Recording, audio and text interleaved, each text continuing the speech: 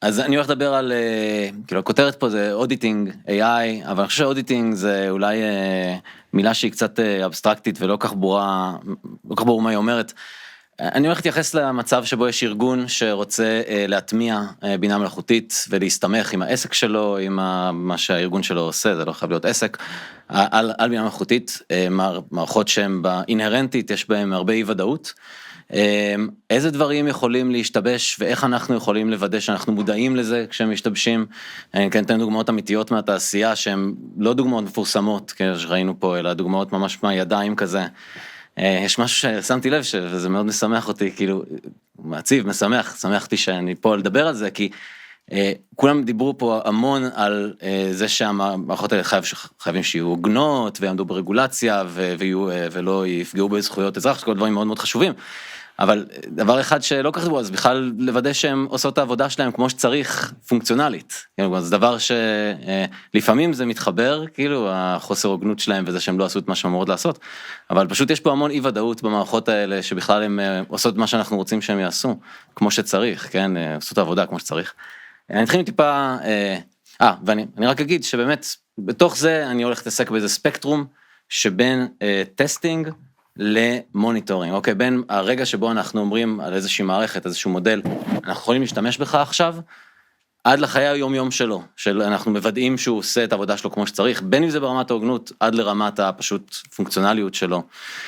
אני אתחיל עם טיפה היכרות, אז קוראים לי איתי, אני התחלתי את הקריירה שלי בגוגל, הייתי שם כמה שנים, וסיימתי שם במצב שהייתי טק ליד בצוות של גוגל טרנדס, מי שלא מכיר את גוגל טרנדס, אני מאוד ממליץ לכם לחפש, ממש כלי שימושי להמון המון פונקציות. שם לראשונה הכרתי את עולם הביג דאטה באמת ביג, וגם שימוש ב-AI. אני ביליתי כמה שנים אחרי זה כיועץ בתחום ה-AI, בניתי מודלים לסטארט-אפים בידיים, יעצתי קצת לקרנות הון סיכון בתחום, הקמתי כמה חברות, האחרונה מביניהן, ושעד היום זה הפול טיים ג'וב שלי, היא מונה, שם אני מוביל היום את המוצר, ולא שאני מוביל את המוצר, אני מוביל באמת את היום-יום של הניהול של הלקוחות שלנו, ששם אותי באמת, נותן לי הזדמנות, שאני חושב סופר נדירה בעולם, לעבוד עם צוותי AI מכל הסוגים, יש לנו לקוחות שהם סטארט-אפים טכנולוגיים, יש לנו לקוחות בפורצ'ן 100, יש לנו לקוחות ממשלתיים, כולל ממשלת ישראל, ואנחנו ממש, מה שיוצא לראות את הצוותים האלה, נמצאים בנקודה שבה יש להם AI, הם בנו אותו פנימית, הם משתמשים משהו חיצוני, אבל רוצים פנימית לוודא אותו, והם כבר רואים איזושהי הצלחה מחקרית, איזו הצלחה של זה נראה מבטיח, ועכשיו רוצים להגיד, אוקיי, בוא נשתמש בזה, בעסק שלנו, באופרציה שלנו, ואיך אני יכול לדעת שאני עושה את זה בצורה שהיא בריאה, ושאני יודע שמשהו קורה, וכאילו שאני יכול לקחת על זה אחריות, accountability לרוב באנגלית, שאין איזה כל כך מילה טובה בעברית. ורוב התובנות שאני הולך לחלוק איתכם בדוגמאות, הן מגיעות באמת מהניסיון הזה שיש לי איתם. אני רוצה להתחיל בזה שאנחנו נזכור שנייה את מסלול החיים, מה שתהילה אמרה, כל מסלול החיים של מערכת בינה מלאכותית, ונשווה את זה בצורה פשוטה יחסית, אני קצת מפשט פה, אבל נשווה את זה למסלול החיים של מערכת מבוססת בינה אנושית, או יותר נכון בן אדם, ואני רואה שיש פה הרבה משפטנים ועורכי דין, אז בואו ניקח עורך דין באמת כדוגמה, אמנם עוד אין לנו מודל AI שיכול פשוט להחליף אתכם, אבל מתי שהוא יהיה, כן, מתי שהוא יהיה. אנחנו לא נתחיל מהילדות ממש, אנחנו נתחיל נגיד מהלימודים באוניברסיטה, או מהמקבילה בבינה מלאכותית של הטריינינג, כן? אז העורך דין שלנו הולך לומד משפטים, הוא עושה התמחות, לומד את המקצוע שלו, המודל מקבל המון דוגמאות של קלטים ושל מה הפלטים שהיו מצפים לקבל במצב הזה, ולומד איך את המידול הסטטיסטי של מה לעשות עם הקלטים הבאים שהוא יקבל, כדי להוציא פלטים שיחשבו נכונים. אחרי שעושים את הדבר הזה, יש שלב של מבחן. כן, המודל שלנו, אנחנו מראים לו עוד דוגמאות, בודקים האם הוא נותן פלטים כמו שהיינו רוצים, ומכריעים על איזשהו קו, אם הוא עושה את זה מספיק טוב, אנחנו אומרים, יופי, אפשר להשתמש בזה. בדומה לבחינות לשכה של העורך דין, שבסופם, אני מקווה שזה זורם לכולם ההשוואות האלה, בסופם מקבל איזושהי סרטיפיקציה, יאללה, אתה יכול לעסוק במקצוע, אנחנו סומכים עליך מעכשיו לעסוק במקצוע, ואז המודל שלנו צריך, שמים אותו על איזשהו שרת, עושים לו deployment מה שנקרא, ועכשיו הוא יכול לקבל לקבל קלטים חדשים מהעולם, מה שנקרא inference time, לקבל לעשות את העבודה שהוא רוצה לעשות, זה המקבילה של למצוא עבודה בתור עורך דין, של להקים משרד, ואז מתחילים החיים עצמם, נכון? העורך דין, הקלט שלו זה תיק, הפלט שלו זה לעבוד על התיק הזה, זה יכול להיות הרבה עבודות שונות, והמודל שלנו, הקלט שלו זה קלט, והפלט שלו זה פלט, ותוך כדי החיים עצמם האלה, יש עוד שלב, אולי זה לא בדיוק, הוא שלב שקורה תוך כדי, כן, בנקודות זמן לפעמים יותר דיסקרטיות, לפעמים ברצף, של ניטור. עכשיו, אצל העורך דין שלנו, אצל כל בן אדם, יש ניטור באופן ממש טבעי. יש ניטור על ידי המנהל שלו, על ידי הלקוחות שלו, על ידי הרגולטור, על ידי השופט. יותר מהכל יש ניטור על ידי עצמו. בן אדם שעוסק במקצוע, הוא כל הזמן, בין אם הוא רוצה בין אם לא, הוא חושב, פה הייתי טוב, פה הייתי לא טוב, אני אלך לקורס הזה, אני אקרא את המאמר ההוא, אני לא יודע בדיוק איך לעשות את זה, אני אתקשר לקולגה, אני אתקשר למנהל, יודע איפה, הוא מנטר את עצמו כל הזמן, כן, הולך לאיזו השתלמות. בבינה מלאכותית, סתם ככה אין לנו את זה. כן, אנחנו מחליפים בני אדם לאט לאט באוטומציות, פונקציות שנעשות על ידי בני אדם לאט לאט באוטומציות, ואנחנו מאבדים את העיניים שלנו בשטח, ואנחנו שוכחים שבעצם בני אדם, מישהו היה מרים את היד עם משהו, או לפחות הרבה פעמים מישהו היה מרים את היד עם משהו, זה לא נכון במודל בינה מלאכותית שאימנו אותו על קלטים, והוא יודע להציע להם פלטים. ולמרות שזה המצב, התעשייה עדיין מאוד מאוד מוטת מחקר, מאוד מאוד מוטת בקצה של הספקטרום הזה, של החיים של המודל, מוטה לכיוון הטסטינג, כן? אני חושב שזה בגלל שעדיין מאוד מאוד מקורבת לאקדמיה, בסדר גמור, אבל כן, עולם ה-AI בתעשייה הגיע ממש מהאקדמיה, אנשי הדאטה סייאנס הם דאטה סיינטיסטס, הם קוראים לעצמם ריסרצ'רס, הם חוקרים, הם הרבה פעמים שייכים לחלק של המחקר, והרבה פעמים עולם הבעיה שלהם הוא נגמר, כן, הגבול שלו זה במודל שעבר מבחן. מודל שעבר מבחן יוצא לשטח, עובר את הדפלוימנט, ואז שהוא בסרווינג טיים שלו, באינפרנס טיים שלו, המון פעמים בתעשייה אנחנו רואים מצב שהבן אדם שהיה אחראי לבנות את המודל הזה, הוא עבר לפרויקט הבא. מי אחראי על התפקוד של המודל הזה בזמן שהוא שם? לא ברור. ומשהו קורה, מי רואה את זה? מי שאשכרה משתמש וצורך את המודל, ומגיעים לכתבות חדשות כאלה, כמו שראינו, שבסוף רואים את זה במקום מאוד מאוד מאוחר. למה זה כל כך בעיה? מה קורה בעולם האמיתי? למה בנינו מערכת, בחנו אותה, אנחנו לא יכולים להגיד, יאללה, סיימנו, שתעשה את העבודה שלה כמו שצריך. הסיבה המרכזית לזה, הסיבה אחת, אני תכף אראה לכם עוד כמה דוגמאות לאיפה שהסיבה הזו היא לא היחידה, אבל הסיבה המרכזית לזה, זה שהעולם זז ומשתנה, כן? העולם זז ומשתנה בשתי דרכים עיקריות, ושוב אני מפשט פה כדי שלנו קל לדבר על זה, ושתי דרכים מרכזיות שבהן בתעשייה מתייחסים לשינוי שקורה לעולם שהמודל צריך להתעסק בו. הקטגוריה הראשונה של שינויים כאלה קוראים לה לרוב דאטה דריפט, אוקיי? דאטה דריפט, מה המשמעות? המשמעות זה שעולם הבעיה שאני בתור מודל, אני בתור מערכת, צריך לטפל בו, העולם הזה השתנה. אוקיי, יש לנו לקוח שמתעסק באי-קומרס, יש להם מודל מרקטינג סופר קלאסי בעולם הבינה המלאכותית, מגיע משתמש חדש, הוא מנסה לחזות כמה כסף המשתמש הזה הולך להוציא בפלטפורמת, בחנות שלי האינטרנטית. זה דבר נורא סטנדרטי, ככה יודעים כמה כסף להשקיע בשיווק, בפרסום לאותו משתמש. והם עבדו בעיקר עם משתמשים ישראלים, בהתחלה הם היו בישראל הרבה, באי-קומרס בישראל, ולאט לאט התפתחו למקומות אחרים. עכשיו, משתמש בריטי מתנהג אחרת לגמרי ממשתמש ישראלי. כל הדרך שבה הוא קונה דברים באינטרנט היא אחרת לגמרי, ואי אפשר לצפות ממודל שאומן ולמד, כל החומר שהוא אומן עליו זה משתמשים ישראלים, שידע איך לחזות את ההתנהגות של משתמש בריטי לדוגמה, כן? מן הסתם אנחנו, כמו שהמשפטן שלנו למד משפטים בישראל, לא נשלח אותו עכשיו לבית משפט בארצות הברית ולייצג שם לקוחות. הסוג השני של השינוי הוא לא שעולם הבעיה שלנו השתנה, אלא שהעולם עצמו השתנה, המשמעות של משהו שאני רואה עכשיו, היא משמעות שונה ממה שהייתה בעבר כשהתאמנתי. אז אם לפני 4 שנים אימנתי את אותו מודל, זה באמת גם מה שקרה, אימנתי את אותו מודל על לחזות התנהגות של משתמש מאוקראינה, באי-קומרס, כמה כסף הוא יוציא וכולי. לצערנו, משתמשים באוקראינה היום, מתנהגים אחרת לגמרי, כן? אותו משתמש עם אותו פרופיל שהייתי חוזה עליו משהו אחד לפני שנה, היום אני חוזה עליו משהו אחר. באמת, המשמעות של מה שהמודל מנסה לחזות ממש משתנה. מה הפתרון בתעשייה היום המאוד מוטת מחקר שדיברנו עליה? עדיין בקצה הזה של המודל, מה אומרים? אנחנו בואו נאמן מחדש את המודל כמה שיותר, ונבחן אותו מחדש כמה שיותר, זה דבר שיכול להיות מאוד יקר, קשה לעשות את זה מאוד כאילו באופן רציף, אבל זה נכון וצריך לעשות את זה, אני לרגע לא אומר שלא צריך לעשות את זה, אבל התעשייה היום ברובה נמצאת באיזשהו מקום, שפה בערך הגבול שוב עובר, כי זה שוב מה שהם מכירים, כן, אנחנו צריכים להגיע לאיזשהו מודל שעובר מבחן, ואז אנחנו בגדול סיימנו את העבודה שלנו, ואני רוצה עכשיו לקחת אתכם לאיזה טיול בין כמה דוגמאות מהעולמות שלי ושל הלקוחות שלנו, לדברים פשוט בעייתיים שקרו, איך זה נראה, איך זה מרגיש, מה אשכרה קורה כשהגלגלים נוגעים בכביש, שנבין איזה דברים יכולים באמת לקרות, ולמה זה לאו דווקא נכון שזה מספיק, כאילו פשוט להישאר בעולם הזה של הטסטים. אז אני אתחיל מהסיפור מקור שלי, ה-Origin Villain Story שלי. בגוגל, לפני עשור, כן, אנחנו מדברים על משהו שכבר מאז היה פרויקט הדגל של בינה מלאכותית בגוגל בזמנו, בעזרת מידע של טרנדס, אמרו, וואי, אנחנו יכולים לחזות לאיפה השפעת הולכת. אוקיי, אנחנו רואים אנשים מחפשים בגוגל תסמינים, מחפשים טיפולים, לפי זה אנחנו ננסה לחזות איפה בעולם, איפה בארצות הברית יש שפעת.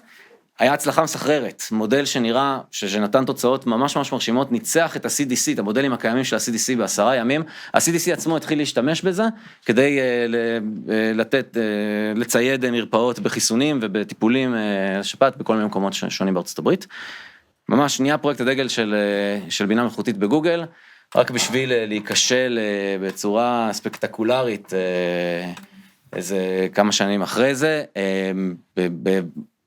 צוות של הרווארד, מחקר שהרווארד גילה, גורם שלישי מחוץ לגוגל, אף אחד בגוגל לא ידע שזה קורה, גילה שהמודל עבר הידרדרות מאוד משמעותית, חוזה עשרות אחוזים יותר מדי, יש כבר יכולות לעשות מודלים הרבה יותר טובים של זה, וזה היה ממש אסון יח"צ לגוגל בזמנו, ונשאלת השאלה למה זה קרה, מה באמת הלך שמה, והפרספקטיבה הראשונה שאפשר לקחת פה, הפרספקטיבה טכנית, ופה באמת אני יכול להגיד, ברמה הטכנית לא הייתה שום בעיה, אוקיי? כל השרתים היו למעלה, הייתה מערכת שאימנה מחדש את המודל כל חודש, הכל עבד כמו שאנחנו תכננו שיעבוד, הכל היה בסדר מהבחינה הזו. אז מה המחקרית, שאלה מחקרית, שוב ניקח את הצד של החוקרים שלנו, של הדאטה סיינטיסט, מה קרה פה? מה שקרה פה זה דוגמה לקונספט דריפט, שהיה מאוד מאוד עמוק, כן? כלומר, הדרך שבה אנשים מחפשים בגוגל לאורך השנים השתנתה מספיק, כדי שאימון מחדש של המודל, פשוט לא היה מספיק, יש המון החלטות שמתקבלות כשבונים מודל בינה מלאכותית, שהן עוד מלפני האימון, הארכיטקטורה של המודל עצמו, כן, יש המון דרכים שאפשר לבנות מודלים כאלה, הדרך שבה אוספים מידע על האימון, מה הפיצ'רים שאתם משתמשים בהם, המילות חיפוש, מה זה הפיצ'רים פה? ממש המילות חיפוש שבוחרים כמילות חיפוש רלוונטיות, דברים שלא עברו קיול מחדש לאורך זמן, ולאט לאט עוד הפכו להיות יותר ויותר סטייל, יותר ויותר לא רלוונטיים, ובסוף זה נפל, ובאמת, תקנו את המודל, הגיע צוות מחקר מחדש, וכמובן שהנזק כבר נעשה, אבל בנה מודל חדש תוך כמה חודשים, שנתן את אותו ערך שנתנו קודם. אני חושב שהפרספקטיבה הכי מעניינת לקחת פה, בטח אם יש פה חבר'ה שעכשיו מתעסקים בהטמעה של בינה מלאכותית, והסתמכות עליה, זה פרספקטיבה מתודולוגית, כן, ותרבותית, כן, האם יכלנו לדעת על זה קודם, כאילו לפני שזה קרה, מן הסתם יכלנו, וצריך להרים את התשתיות הנכונות, ואני אדבר בדיוק על מה הם עוד מעט, אבל אני חושב שהדבר הבסיסי שצריך את כל הזמן לשים לב, שזה לא פרויקטי מחקר, כלומר, יש פרויקט מחקר שמנסה להוכיח משהו, וברגע שיש את זה, יש לנו מודל שמראה תוצאות טובות, זה מעולה, עכשיו אנחנו צריכים להתחיל להתייחס לזה כמוצר, אוקיי, כמוצר, כזה משהו שאנחנו מסתמכים עליו, והתייחסות כמוצר, התייחסות שיש בה איזושהי רמה של אחריות, של accountability, שאין לנו בפרויקט, שהמטרה שלו זה להוציא איזה מאמר, כן? בואו ניתן עוד דוגמה, מעולם של אחד הלקוחות שלנו, גונג.איו, מי שמכיר, זה יוניקורן ישראלי, מאוד מאוד מצליחים. תגיד מה הם עושים רק. כן, אני אגיד מה הם עושים, הם עושים enablement של sales processes, ספציפית מקבלים את השיחות זום, את השיחות טלפון, גם אימיילים מהלקוחות שלהם, מריצים המון בינה מלאכותית על הדבר הזה, שמטרתה להפוך את השיחות האלה ל-searchable, להוציא אינסייטים מהדבר הזה, אז הם מזהים מי דיבר מתי וכמה בשיחה, ללמד סוכני מחירות לעשות את המחירות יותר טוב, בהסתמך על... עוד לפני הלימוד, זה מה שמאוד אוהבים לדבר עליו, אבל עוד לפני הלימוד, תחשבו שמנהל מחירות בעבר היה מאוד קשה, יש לו עכשיו 50 אנשי מחירות תחתיו, הוא רוצה לראות, לשמוע איך כל אחד מהם מדבר על הפיצ'ר החדש במוצר בזמן האחרון. הוא יכול לחפש את זה, אם יש לך את גונג, אתה יכול לחפש את זה ולמצוא את העשרות שניות המדויקות של זה. או כמה זמן מדברים על תמחור לעומת אנליטיקס. אפשר אולי להגיד בקלות, הוא הופך מידע לא מובנה למובנה וניתן לחיפוש בקלות, עוד לפני שעכשיו בונים עליו עוד כאילו רגע... כן, עוד לפני שיש פה כאילו את האפליקציות שאפשר לעשות כאילו עם הדבר הזה, שאני נתתי כמה דוגמאות פשוטות לזה, ואני נתתי דוגמה שהיא יותר מורכבת, של ממש חינוך של זה. אוקיי, אחד המודלים הראשונים שיש בכל התהליך הזה, זה מודל זיהוי שפה. אנשים מדברים, עוד לפני שאני הופך את זה לטקסט, אני צריך להבין באיזה שפה מדברים. היום עם באמת LLMים, ויש כבר כל מיני חידושים טכנולוגיים, אבל הדוגמה הזאת עדיין תופסת פה, יש לנו לפעמים הרבה מאוד מודלים שעובדים על אותו התוכן, ומונה זיהתה להם, המערכת שלנו זיהתה להם בזיהוי שפה שלהם, איזושהי אנומליה מאוד מוזרה ומעניינת בהתנהגות. נוצרו המון שיחות קצרות, היו המון שיחות קצרות שעברו במערכת שלהם, והשיחות הקצרות מתויגות באופן לא פרופורציונלי כצרפתית. המון שיחות קצרות צרפתית. למה? מאוד מוזר, שיחות מתחת ל2 דקות הן צרפתית, אז הם עשו את העבודה של אוקיי, יש פה אנומליה, התראה, בוא נבין מה קורה, והקשיבו לכמה שיחות כאלה, זה בגדול מה שהם שמעו.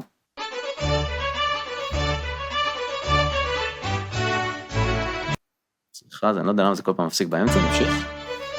We appreciate your patience during this brief delay. Assistance is just ahead. אנחנו לא נחכה את כל 2 דקות, 2 דקות של מוזיקה קלאסית, עם משפט קצר באנגלית, תויג כצרפתית. למה?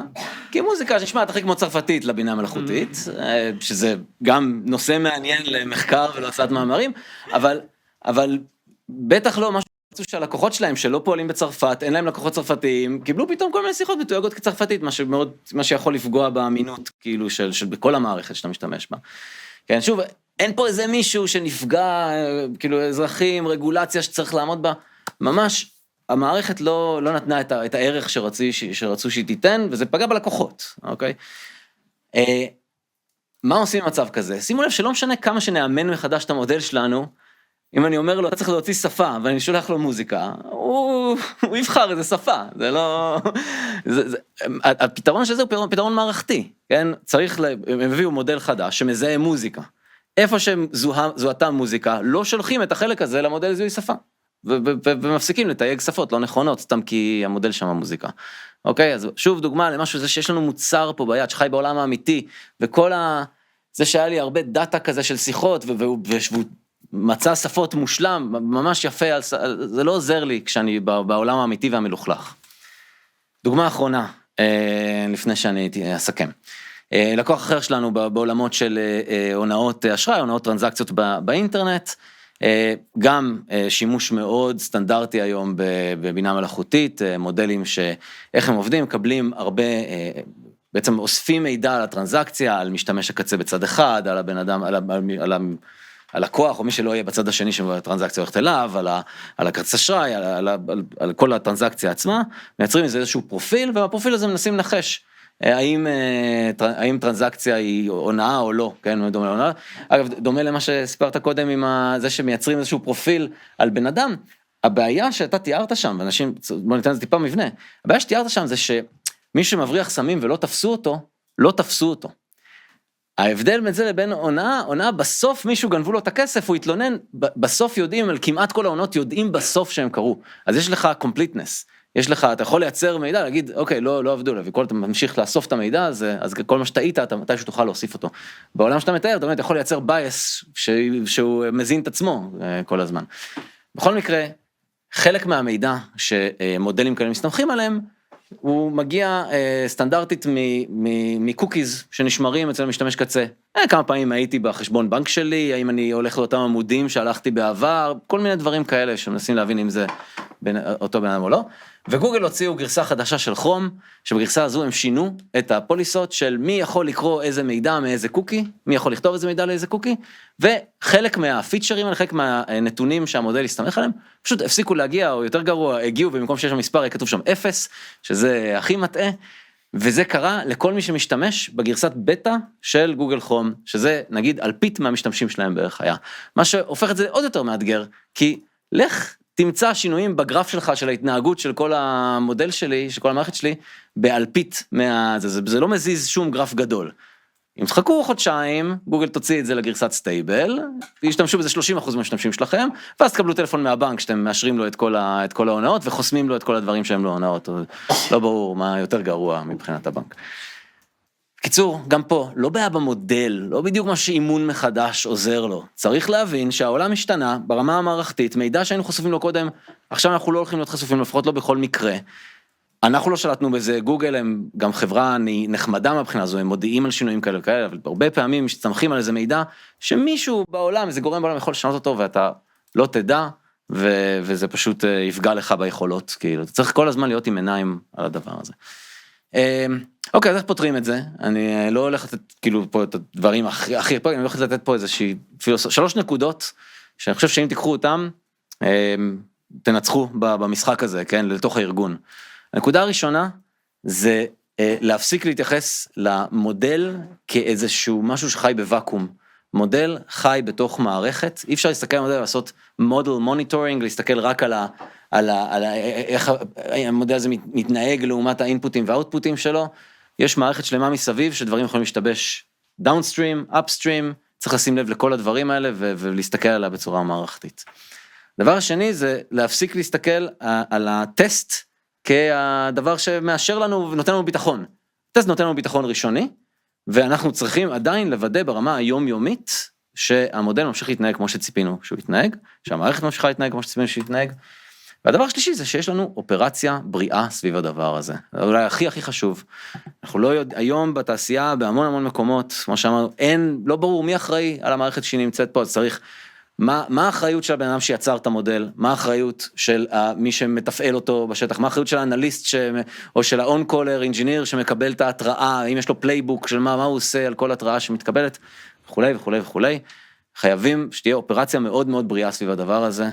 אני רק אגיד שכמו שאמרתי, זה היום שלי, זה הפלאג היחיד שאני אתן פה על מונה רגע, ככה זה נראה בגדול, אם יש לכם את המערכת לזיהוי הונאות אשראי, זה ההתראה שתקבלו, כן, על האוטפוטים השונים במודל שלכם, כשזה מגיע לאיזה, מגרסת כרום ספציפית, אנחנו בנינו פלטפורמה שהמטרה שלה היא באמת לאפשר את הפילוסופיה הזו שתיארתי עכשיו, כן, של לשים חוקים ברורים למתי הדבר הזה נראה שהוא מתנהג לא כמו שצריך, מי יקבל את ההתראה, מה הפלייבוק שצריך לפעול כלפיה, ולעשות כל ההבי ליפטינג של לחפור בדאטה ולמצוא את המקומות האלה שבהם החוקים האלה נפרצים, כן? זהו, אני אסיים באיזה ציטוט שמגיע באמת ממישהו מגונג, אנחנו, engineers, אנחנו מאוד רגילים לזה שאנחנו עושים טסט ואז אנחנו סומכים על הדבר. בינה מלאכותית, בהגדרה, מודל סטטיסטי, הוא בהגדרה, יש אי ודאות באיכות שלו.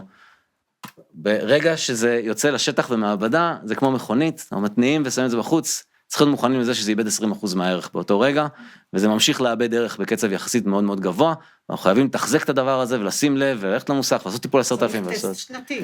צריך הרבה יותר מטסט שנתי, גם יש פה הזדמנות, כי אפשר לעשות את זה. חודשי, שבועי, כאילו... כן, יש פה גם הזדמנות, כי אם את העורך דין שלנו לא היינו מעבירים את הסיוט של לעבור מבחני לשכה חדשים ומעודכנים כל חודש, אנחנו יכולים לעשות את זה, לפחות פה אין לא נעים, כן, מדובר על איזה מערכת שאפשר לטחון אותה, אבל כן, אנחנו צריכים לוודא את עצמנו כל הזמן. זהו, תודה. תודה רבה, איתי.